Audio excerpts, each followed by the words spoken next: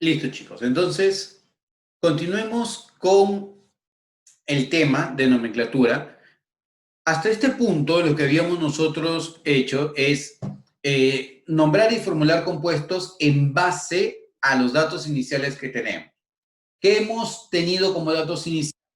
Cómo nombrar a los cationes o los aniones monoatómicos, y además teníamos un grupito de iones que dijimos debíamos memorizar. Entonces, en base a ello, lo que hemos hecho es simplemente poder formular y nombrar a los compuestos químicos. Pero ahora vamos yendo un poco más en profundidad, ¿ya? Otro punto importante que se debe analizar es el siguiente. Para poder hacer la nomenclatura general de compuestos químicos, hay algunas reglas que considerar. Una de ellas es, por ejemplo, que para la nomenclatura de sustancias o de compuestos binarios en donde haya dos no metales en la composición, ¿ya?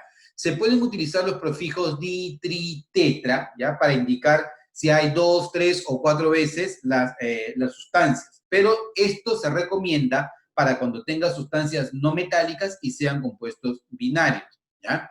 Típicamente esto es lo que se le conoce como la nomenclatura sistemática, ¿ya? En algunos casos tú vas a encontrar que le llaman nomenclatura IUPAC. Lo correcto es llamarla nomenclatura sistemática, pero si escuchas que se llama nomenclatura IUPAC, se refiere también a lo mismo, ¿ya? Entonces, si tú tienes, por ejemplo, el SO2, él se va a llamar dióxido de azufre, trióxido de dinitrógeno, heptóxido de dicloro, pentacloruro de fósforo y así sucesivamente, ¿ya? Esto es nomenclatura sistemática. Cuando la relación es de 1 a 1 en el compuesto, utilizas el prefijo mono, monóxido de carbono, monóxido de nitrógeno, y en algunos casos se utiliza el término mono, pero no necesariamente es correcto, porque por ejemplo, tú puedes encontrar que estas sustancias se le llama monóxido de dibromo, pero lo correcto es que debería llamarse óxido de dibromo. ¿Por qué? Porque acá no hay relación de 1 a 1, acá hay relación de 2 a 1, y la relación de 1 a 1 es la única que debería utilizar el prefijo mono, monóxido de carbono o de nitrógeno, por ejemplo, ¿ya? Ahora, un tipo de nomenclatura o un tipo de uso de nomenclatura bastante antiguo es emplear la notación o el prefijo emi o sesqui. Emi lo utilizas cuando la relación numérica es de 2 a 1, la relación estequiométrica. Aquí, por ejemplo, él se llamaría hemióxido de cobre o él se llamaría hemióxido de cloro. Cuando la relación es de 2 a 3, se llama sesqui, sesquióxido de hierro o sesquióxido de bromo, por ejemplo, ¿ya? No es necesario indicar si es ferroso, férrico o el número de oxidación en romano o no, porque si que, por ejemplo, a mí me dicen sesquióxido de hierro, yo ya sé que la relación es de 2 a 3. O sea, acuérdate que el objetivo de la nomenclatura es que tú para un nombre puedas dar una fórmula y que para una fórmula puedas dar a un nombre. Ese es el objetivo. Entonces, si yo te digo sesquióxido de cobalto, de hecho, tú sabes que va a ser el cobalto y el oxígeno en la relación 2 a 3. Tienes el nombre, tienes la fórmula, se acabó, ¿ya? Si yo te digo, por ejemplo, hemióxido de yodo, entonces sabes que debe estar el yodo y el oxígeno en la relación de 2 a 1. Se acabó, no necesitas más nada, ¿ya? Este tipo de nomenclatura es una nomenclatura que ya no se utiliza mucho, pero de todas maneras conviene mencionarlo porque a veces lo vas a encontrar en las preguntas, ¿ya?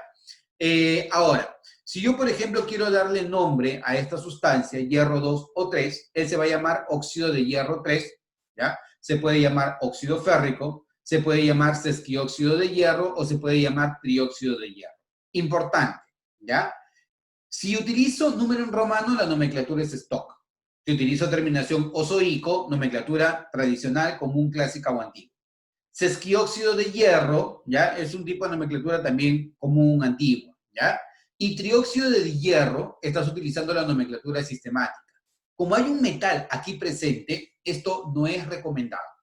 No significa que no se pueda, no significa que no se deba, sino significa que no es recomendado. O sea, que no se recomienda cuando hay un metal en la estructura utilizar este tipo de nomenclatura sistemática. Pero de que se puede, se puede. Si lo encuentras, no hay ninguna restricción, ¿ya? Si tú tienes elementos no metálicos, como por ejemplo en este caso, ¿no? Óxido de nitrógeno 3, anhídrido nitroso, sesquióxido de nitrógeno o trióxido de dinitrógeno.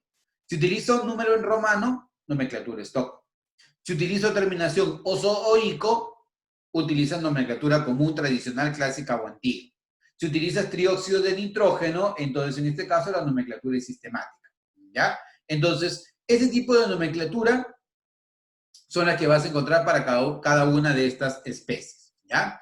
Veamos ahora las primeras funciones químicas. Una función química es un tipo particular de compuestos químicos que tienen un grupo funcional en común, ¿ya? El grupo funcional viene a ser un átomo o conjunto de átomos que le da propiedades particulares a un grupo de compuestos químicos, para la redundancia. Por ejemplo, si yo te menciono al hidróxido, ¿qué es lo primero que se te viene a la cabeza? Cuando yo te menciono hidróxido, ¿qué se te viene a la cabeza? En nomenclatura, obviamente, ¿no? Perfecto, Juan. Excelente, Yacine. Claro. O sea, bien, Fernando, claro. O sea, si yo te menciono el término hidróxido, lo primero en lo que tú vas a pensar es en el grupo OH, ¿no? O sea, el hidróxido va a tener como grupo funcional al grupo OH. Y la función química se llama función química hidróxido. Pero el grupo funcional es el átomo o conjunto de átomos que es común a toda esa función y que le da propiedades particulares a ese grupo de sustancias. Por ejemplo, los hidróxidos de por sí ya tienen naturaleza básica, típicamente van a ser sólidos, son sustancias que van a enrojecer la fenolftaleína, todo lo que puedas encontrar como propiedades de los hidróxidos. Entonces, una función química viene a ser un conjunto de sustancias que tienen un grupo de función, un grupo funcional en particular. ¿Y qué es un grupo funcional? Un grupo funcional viene a ser un átomo o conjunto de átomos que le confiere propiedades particulares a todo ese grupo de sustancias. Nosotros vamos a trabajar inicialmente con los óxidos. Un óxido tiene en su estructura al oxígeno con carga -2. Y yo voy a tener, de acuerdo a este mapa, dos tipos de óxidos. El óxido metálico y el óxido no metálico. Si es un óxido metálico, va a ser un óxido básico si con el agua forma hidróxidos, ¿ya? Y si es un óxido no metálico, yo tengo dos posibilidades. Va a ser un óxido ácido o va a ser un óxido neutro. Va a ser un óxido ácido si con el agua forma ácidos oxáceos. Vuelvo a repetir. Los óxidos tienen como grupo funcional al oxígeno de carga -2 y pueden ser metálicos o no metálicos. Los óxidos metálicos van a ser óxidos básicos si con el agua forman hidróxidos. Y los no metálicos van a ser óxidos ácidos si con el agua forman ácidos oxácidos y si no interactúan con el agua son óxidos neutros. ¿Ya? Por ejemplo, el óxido de calcio es un óxido básico. ¿Por qué? Porque cuando él reacciona con el agua me da el hidróxido de calcio. El trióxido de azufre, el anhídrido sulfúrico, es un óxido ácido, porque cuando él reacciona con el agua me da el ácido sulfúrico. Por eso lo puedo llamar a él un óxido ácido. Y estas sustancias son óxidos neutros porque ellos no reaccionan con el agua. Lo vamos a ver en detalle hacia adelante. Lo otro que te quiero mencionar es el caso particular del manganeso y del cromo, que te dije cuando analizamos la tabla en diapositivas hacia atrás, que el manganeso y el cromo pueden tener comportamiento metálico y comportamiento no metálico. No es que ellos pasen a ser metales o pasen a ser no metales, no. Son metales que pueden tener un comportamiento metálico o un comportamiento no metálico dependiendo del medio en el que se encuentran. Por ejemplo, el cromo y el manganeso con carga 2 y 3 van a formar hidróxidos y sus óxidos van a ser óxidos básicos. Pero en cambio, el manganeso con carga 6 y 7 o el cromo con carga 3 y 6, ellos forman óxidos ácidos y ácidos oxáceos. ¿Ya? Entonces, ahí hay que tener bastante cuidado porque muchas veces las preguntas van a girar en ese entorno para poder verificar si tú verdaderamente conoces a estos elementos químicos. Otro punto a tener en cuenta es el caso de los peróxidos. Los peróxidos están aquí aparte porque los peróxidos no son óxidos. Los peróxidos es un grupo particular de sustancias en las cuales el oxígeno actúa con estado de oxidación -1. Y el grupo peróxido es esto de acá, es el O2 con carga -2. Si tú te das cuenta, por ejemplo, en el peróxido de hidrógeno, en el peróxido de sodio o en el peróxido de calcio, se mantiene la estructura de O2, no se simplifica, ¿ya? En casi todos los casos tú vas a simplificar, pero por ejemplo en los peróxidos debes mantener la estructura O2, ¿ya? Entonces, Ahora vamos a analizar una por una cada una de estas funciones químicas, ¿ya? Empecemos, entonces, con la función óxido, ¿ya? El óxido metálico. Un óxido metálico va a ser un óxido básico, por ejemplo, el óxido de sodio. Si este óxido de sodio con el agua puede formar un hidróxido, ¿ya? Si él con el agua puede formar un hidróxido, a él se le llama un óxido básico. Forma de reconocerlo rápidamente, metal con el oxígeno. Si entonces ves un metal con el oxígeno, él debe ser un óxido básico. Por ejemplo, el óxido del cobre, el óxido del oro o el óxido del plomo son óxidos básicos. Aquí, si el oxígeno tiene carga -2, el cobre tiene carga +1, ¿cierto? Entonces deduces que el cobre está trabajando con carga 1, por lo tanto, este señor se llama óxido de cobre 1. Se llama óxido cuproso porque trabaja con la menor de las cargas. Se llama hemióxido de cobre porque la relación es de 2:1. O se llama óxido de dicobre porque hay relación de 1:2. ¿Qué tipo de nomenclatura es la primera? ¿Qué tipo de nomenclatura es aquella que utiliza número en romano? ¿Qué tipo de nomenclatura es, chicos? Excelente, Rommel, excelente, Juan. Claro, va a ser la nomenclatura stock. Esta nomenclatura que tiene terminación oso-ico, ¿qué tipo de nomenclatura es?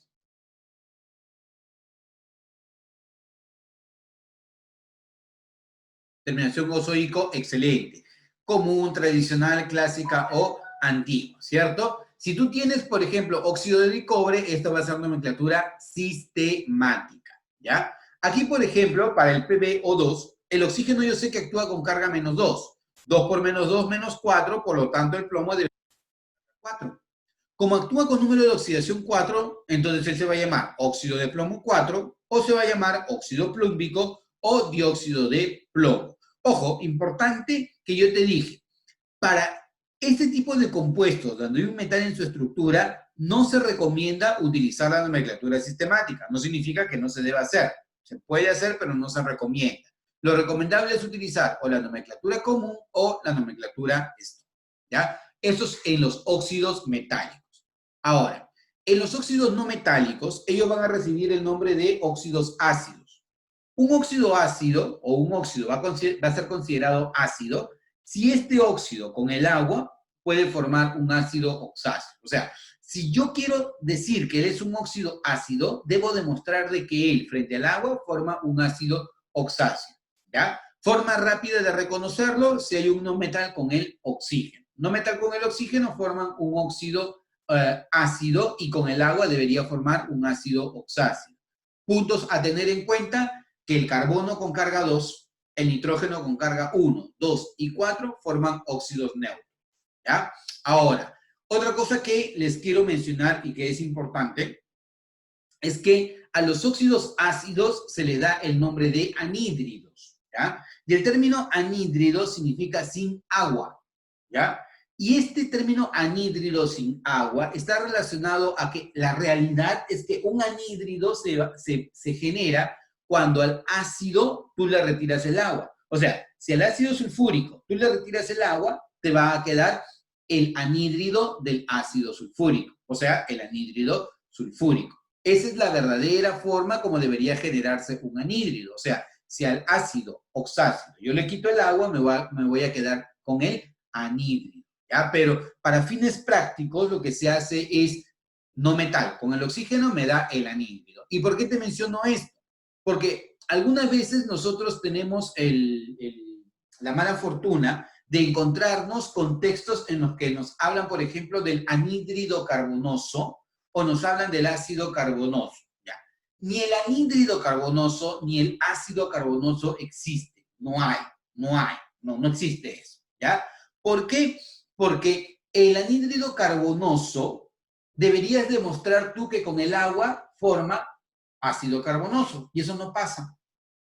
El CO, el monóxido de carbono, esta sustancia que tú ves acá, no reacciona con el agua, es un óxido neutro, entonces no debería llamarlo anhídrido. Es más, no forma al ácido carbonoso. Así que hay que tener bastante cuidado porque esto de acá es un tema teórico. El monóxido de carbono y algunos óxidos de nitrógeno forman óxidos neutros, es decir, que con el agua no forman ácidos oxáceos, ¿ya? Ahora, En el caso de los ácidos oxácidos hay que tener cuidado, porque en los ácidos oxácidos, a diferencia de los óxidos metálicos, a diferencia de ellos, es que los óxidos básicos o los metales solamente trabajan con uno o dos estados de oxidación, ¿ya? Pero en los no metales, ellos trabajan con dos, tres o cuatro estados de oxidación. Y ahí sí la cosa se complica, ¿ya? ¿Por qué? Sobre todo porque hay que memorizar esos estados de oxidación, eso es por un lado, y lo otro es que seguir una regla de nomenclatura, la nomenclatura común.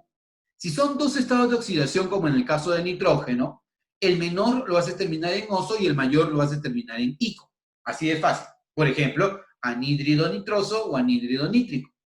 Si son tres estados de oxidación, el mayor va a ser ico, el anterior va a ser oso y el más pequeñito va a ser hipo con la terminación oso. Entonces, por ejemplo, para él va a ser fosfórico, fosforoso e hipofosforoso. ¿Ya? Fosfórico, fosforoso e hipofosforoso. 1, 3 y 5. ¿Ya? Y si fueran cuatro cargas, no hay problema porque cuando tú tienes cuatro estados de oxidación positivo, típicamente uno de ellos va a ser la carga más 7. Y si va a ser el estado de oxidación más 7, va a ser perclórico. 7 siempre tú lo reservas para per con la terminación ico, perclórico. Y como es perclórico, entonces si lo reservas, te vas a quedar nuevamente con tres cargas. La mayor es ico, la anterior es oso y la más pequeñita es hipo-oso. Hipo siempre la más pequeña, ¿ya? Por ejemplo, estoy haciendo dieta porque caí mal. Entonces me han recomendado una dieta hiposódica. Hiposódica bajo en sal. Estuve mucho tiempo en la piscina o en la playa, en el mar, me estuve bañando, ahora salgo, me estoy muriendo de frío, estoy con hipotermia, hipo, baja temperatura en este caso. Hipo siempre te representa lo más pequeño. Entonces, para poder nombrar a esta sustancia, lo que tú vas a hacer es utilizar este tipo de nomenclatura, pero habiendo memorizado la carga de esta sustancia. Por ejemplo, el azufre tiene cargas 2, 4 y 6. ¿Ya? El azufre tiene cargas 2, 4 y 6. El azufre con carga 6, ¿qué terminación le vas a dar? El azufre tiene cargas 2, 4 y 6. Con carga 6, ¿qué terminación le vas a dar? Ico, perfecto. Claro, le vas a dar terminación ico. Si tú tienes, por ejemplo, al yodo con carga 1, 3, 5 y 7, yodo 1, carga 3, 5 y 7, con carga 7. Con carga 7, ¿cómo sería con carga 7? Claro, per con la terminación ico. Claro, así va a ser, ¿no? Per con la terminación ico. Si el bromo tiene carga 1, 3, 5 y 7, con carga 3, ¿qué terminación le das? Oso, claro, definitivamente. Sí, definitivamente. Ese es el nombre que le vas a dar. Entonces, terminación oso. Entonces, la terminación que tú vayas a darle va a depender mucho del estado de oxidación. Así que es solamente seguir esta secuencia y se acabó. ¿Ya? Muy bien. Esto es con los óxidos no metálicos. Ahora, el siguiente grupo es el caso de los óxidos neutros. Los óxidos neutros tienen la particularidad de que ellos se forman, pero cuando tratas tú de combinarlos con el agua, no reaccionan. ¿Ya? Entonces, como no reaccionan con el agua, yo no puedo afirmar que estas sustancias son anhídridos. ¿Ya? Caso que te había mencionado, el caso del monóxido de carbono, que ya vamos a discutir acerca de él. Los óxidos neutros se forman cuando el nitrógeno actúa con estado de oxidación 1, 2, 4 o el carbono con estado de oxidación más 2. En esos dos casos. ¿Ya? Entonces, con número de oxidación más 1, él va a tener fórmula N2O. ¿Cuál va a ser su nombre? Óxido de nitrógeno 1, óxido de dinitrógeno o monóxido de nitrógeno, algunas veces puede estar así, hemióxido de nitrógeno porque la relación es de 2 a 1, óxido nitroso es un nombre vulgar o un nombre trivial. Cuando tú escuchas un nombre vulgar o trivial, es un nombre que está muy arraigado a la química, que ya ha venido de muchos años a través de la historia y como se le conoce de esa manera, ya no se puede sacar. Entonces, se mantiene ese nombre por razones históricas, pero él va en contra de todas las reglas de nomenclatura. Por ejemplo, él está utilizando la anteposición óxido y la terminación oso, y eso no debe ser, porque para terminación oso yo debería anteponerle anhídrido, ¿no? Entonces, no está bien. Y como esto no está bien y se mantiene por un tema histórico, simplemente hay que memorizarlo, ¿ya? El caso particular de él es que se llama gas hilarante o gas de la risa fatal. Antiguamente era empleado porque él se utilizaba para fines de operaciones quirúrgicas, ¿ya? Como un anestésico, ¿ya? Como un anestésico local. Pero se encontró que él provocaba daño colateral al hígado, al corazón y a los riñones, así que simplemente ya no se utiliza el óxido nitroso, ¿ya? También se utilizaba, por ejemplo, para ejecutar a las personas que habían sido condenadas a muerte. Pero como en grandes proporciones, esta sustancia te causa hilaridad, por eso se llama gas hilarante. Tú lo percibes, ingresa a tu cuerpo y literalmente te mueres de risa, ¿no? Te empiezas a sentir risa, te ríes y te mueres, ¿ya? Esto es para el óxido nitroso. El óxido nítrico, ¿ya? Es un nombre vulgar, se llama óxido de nitrógeno 2. También lo puedo llamar monóxido de nitrógeno porque aquí sí la relación es de 1 a 1. Y en este caso particular es el óxido de nitrógeno 4 o dióxido de nitrógeno. Esta sustancia tiene el punto que lo vamos a ver cuando entremos a química aplicada, cuando entremos a contaminación ambiental. El dióxido de nitrógeno tiene la particularidad de que en grandes proporciones tiene un color medio amarillo, medio pardo, ¿ya? Y se activa en lugares donde el clima es seco y cálido, ¿ya? Y forma parte del smog fotoquímico. Esta sustancia es una sustancia muy, muy reactiva, ¿ya? Y cuando se encuentra en el ambiente, reacciona con los agentes del aire y provoca contaminación, provoca otros agentes que pueden ser dañinos para el ser humano. Por ejemplo, si esta sustancia se encuentra en el ambiente, podría reaccionar con el oxígeno del aire para formar ozono. El ozono, mientras esté lejos de nosotros, está bien, pero cerca de nosotros, el ozono puede ser perjudicial, ¿ya? Y esta sustancia se llama monóxido de carbono. Como te mencioné, no es un anhídrido, no puede ser considerado un anhídrido porque con el agua no reacciona para formar ácido, ¿ya? Esta sustancia simplemente debe llamarse monóxido de carbono, óxido de carbono 2, y también es conocido como el gas de la muerte dulce, porque te mueres y te das cuenta que te has muerto. El monóxido de carbono tiene la particularidad de que no tiene olor, no tiene color, no tiene sabor, ¿ya? Y el principal síntoma de envenenamiento con el monóxido de carbono es el sueño. Te duermes, te vas quedando dormido, tus párpados te pesan, te pesan, te pesan. Te dormiste, nunca más te vuelves a despertar. El monóxido de carbono se une muy fuertemente a la hemoglobina y genera un tipo de compuesto que se llama la carboxihemoglobina. La hemoglobina tiene que hacer el intercambio gaseoso para que nosotros podamos vivir. Entonces se une al oxígeno para formar la oxihemoglobina. Pero si no hay oxígeno en el ambiente y hay monóxido de carbono, tiene más afinidad con el monóxido de carbono, forma la carboxihemoglobina y esa carboxihemoglobina no permite el intercambio gaseoso, síntoma de envenenamiento, sueño. Te quedas dormido, perdiste, nunca más te vuelves a despertar. Aquí en Lima ha ocurrido muchos casos de esos, ¿ya? En los cuales las personas, por ejemplo, que cocinan con estas cocinas a barro y con carbón, ¿ya? No lo hacen en un lugar que se encuentre muy ventilado. Entonces, en lugares donde no está muy ventilado, la combustión incompleta del carbón produce monóxido de carbono. Y este monóxido de carbono generado en un ambiente cerrado puede ser fatal, porque tú no te das cuenta que está en el ambiente, lo inhalas, te da sueño y puedes hasta perder la vida. Entonces, hasta aquí hemos cubierto a los óxidos. Ahora, vayamos a ver a los peróxidos, ¿ya? Los peróxidos son sustancias que contienen en su composición al ion peróxido. Este es el ion peróxido, ¿ya? Si yo quiero formar el peróxido de sodio, por ejemplo, ¿no? ¿Qué es lo que hago? Este -2, el peróxido lo cruzo y lo cruzo. No simplifico, acuérdate. El oxígeno -2 lo cruzas, el calcio carga +2 lo cruzas, y en este caso sí puedes simplificar, ¿verdad? O simplificas acá y te queda calcio oxígeno 2. Mantienes la estructura del O2. Y este caso particular es el caso del peróxido de hidrógeno, ¿ya? El agua, cuando tú le inyectas oxígeno, puede formar peróxido de hidrógeno. Y el peróxido de hidrógeno tiene una particularidad que ya ha venido en el examen de admisión. Es muy simétrico, sin embargo, a pesar de su simetría, esa sustancia es polar, es una sustancia muy polar. ¿Ya? Y ha habido muchas veces discusión en el examen de admisión por saber si esta sustancia es polar o no lo es.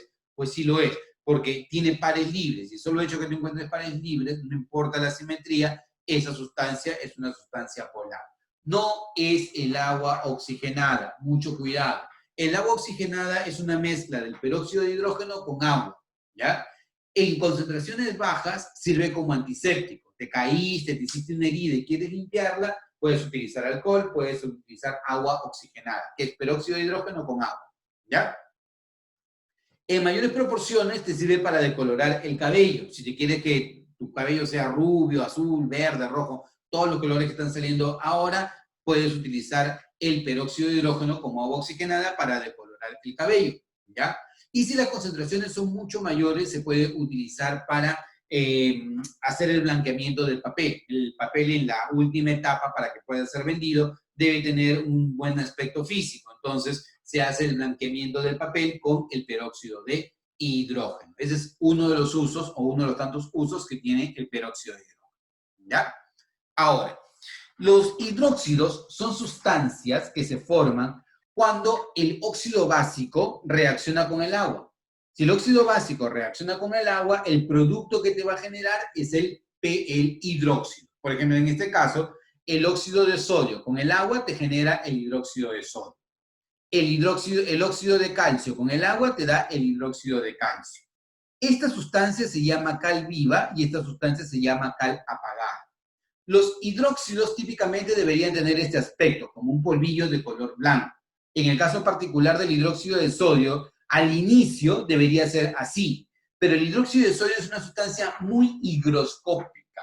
Es una sustancia que si tú la dejas en el ambiente, captura la humedad del ambiente y forma esto de acá que tú le llamas las perlas. Por eso muchas veces cuando te venden el hidróxido de sodio, te lo venden en forma de perla. No es puro, porque el hidróxido de sodio en este caso está mezclado con el agua, absorbido con moléculas de agua del ambiente, ¿ya? Otra forma de generar hidróxidos es cuando al metal alcalino reacciona con el agua para formar el hidróxido. Pero esta forma es una forma bastante peligrosa de hacer el hidróxido, porque el metal alcalino puede reaccionar violentamente con el agua, porque como se genera el hidrógeno puede salir a una alta presión, se encuentra un punto en donde puede encenderse, se enciende y puede provocar algún daño colateral, ¿ya? Entonces, esto es en el caso de los hidróxidos. ¿Cómo los nombras? El hidróxido del elemento. Hidróxido de sodio, hidróxido de potasio, hidróxido de calcio, hidróxido de magnesio, hidróxido de aluminio.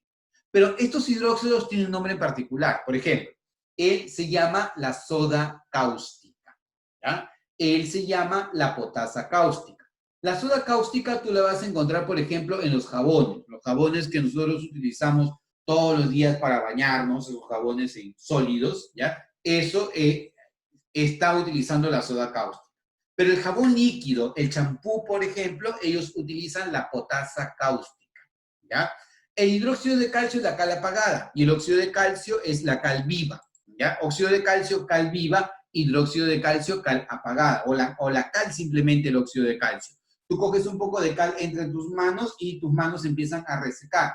¿Por qué? Porque el óxido de calcio captura la humedad y tú empiezas a sentir la sequedad en tus manos. Esta sustancia se utiliza, el óxido de calcio, para añadirlo en las tierras de cultivo. Cuando se hace la cosecha, para recuperar las propiedades de la tierra, lo que se hace es agregarle óxido de calcio, luego se ara la tierra, se remueve la tierra y se echa agua. Y con eso se controla el pH que va quedando la tierra para las nuevas plantaciones, ¿ya?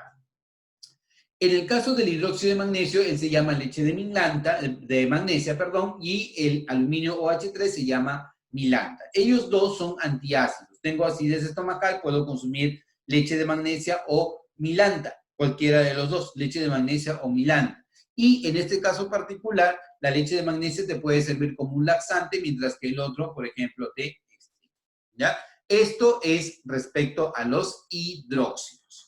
El siguiente grupo que hay que analizar vienen a ser los ácidos oxácidos. Un ácido oxácido se va a formar cuando el anhídrido interactúa con el agua para formarte el ácido.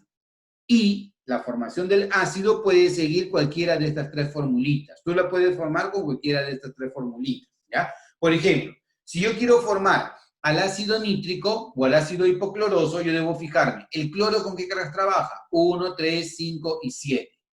Pero como es hipocloroso, debe trabajar con carga 1. ¿1 qué cosa es? Impar. Me ubico acá. Sería el hidrógeno, el cloro y el oxígeno. Pero como esto es 1, 1 más 1, 2. Entre 2, 1. Entonces el ácido hipocloroso sería hidrógeno, cloro, oxígeno, que es lo que tú ves acá. El ácido de acá, ¿ya? El ácido sulfuroso, ¿ya? El ácido sulfuroso, en el ácido sulfuroso él actúa con carga más 4. Entonces si él actúa con carga 4 y 4 es par, tú vas H2, el azufre, el oxígeno, 4 más 2, 6. 6 entre 2, 3. Entonces el ácido sulfuroso tiene la forma H2SO3. Y el caso particular del fósforo, el boro y el arsénico, ellos deben tener 3 átomos de hidrógeno en su composición. Por ejemplo, si a mí me dicen, oye, formula el ácido fosfórico, me pregunto, ¿el fósforo qué cargas tiene? 1, 3 y 5. Fosfórico es carga 5. Entonces, este 5, un alumno común y silvestre, lo llevaría acá. Pero como tú sabes que para el fósforo, para el boro y para el arsénico se debe cumplir lo de aquí, pones hidrógeno, el fósforo y el oxígeno. 5 más 3, 8. Entre 2, 4. Entonces el ácido fosfórico va a tener esta forma, H3PO4. Te creo. ¿Cuál sería la fórmula del ácido carbónico si el carbono únicamente actúa con carga más 4? ¿Cuál sería la fórmula del ácido carbónico?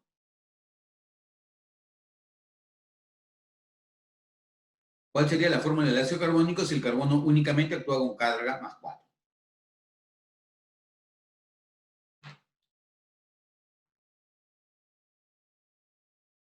Habla, ¿cuál sería?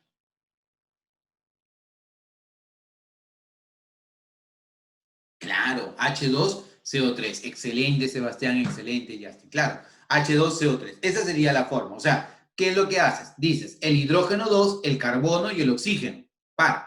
4 más 2, 6. Entre 2, 3. Se acabó. ¿Cuál sería la fórmula del ácido perclórico?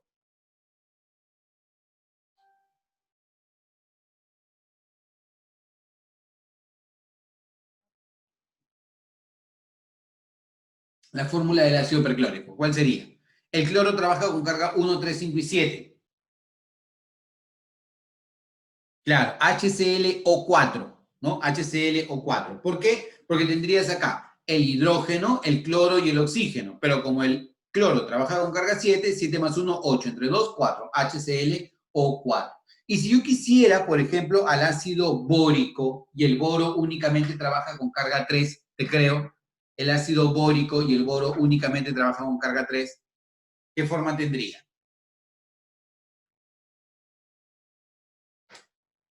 Ácido bórico. Si el boro actúa con carga 3, claro, te tienes que ir acá porque tienes el fósforo, el boro y el arsénico. Tendría que ser H3, el boro y el oxígeno. 3 más 3, 6, entre 2, te va a quedar 3. Entonces, esa va a ser la forma de generar a los ácidos oxácidos. Punto muy importante. Un ácido oxácido tiene otro nombre particular de cómo nombrarlo. ¿Ya? Los ácidos oxácidos, como nomenclatura sistemática, se pueden nombrar de esta manera. Por ejemplo, como aquí ya sabes que el cloro está actuando con carga 1, esto se va a llamar monooxoclorato 1 de hidrógeno. Monooxoclorato 1 de hidrógeno. Como aquí el azufre está trabajando con carga 4, entonces esto se va a llamar, fíjate, trioxosulfato 4 de hidrógeno. ¿Está bien? ¿Cómo se llamaría él si yo sé que el nitrógeno acá tiene carga 5? Se va a llamar trioxonitrato 5 de hidrógeno. Y en este caso particular, como el fósforo también tiene carga 5, va a ser tetraoxofosfato 5 de hidrógeno. Así de sencillo vas a nombrarlo. Ese tipo de nomenclatura sistemática es muy utilizada para exámenes tipo 1, ¿ya? Así que hay que tenerlo presente. Ahora, hay otro tipo de ácidos que normalmente no se utiliza, pero vale la pena mencionarlo, que son los ácidos polihidratados. Estos ácidos polihidratados se van a formar cuando los óxidos ácidos, únicamente del fósforo, arsénico, antimonio, boro, silicio y vanadio, ¿ya? Se combinan con diferentes moléculas de agua. Por ejemplo, yo puedo utilizar los prefijos meta, piro y orto, dependiendo de con cuántas moléculas de agua se va a combinar. ¿De qué va a depender eso?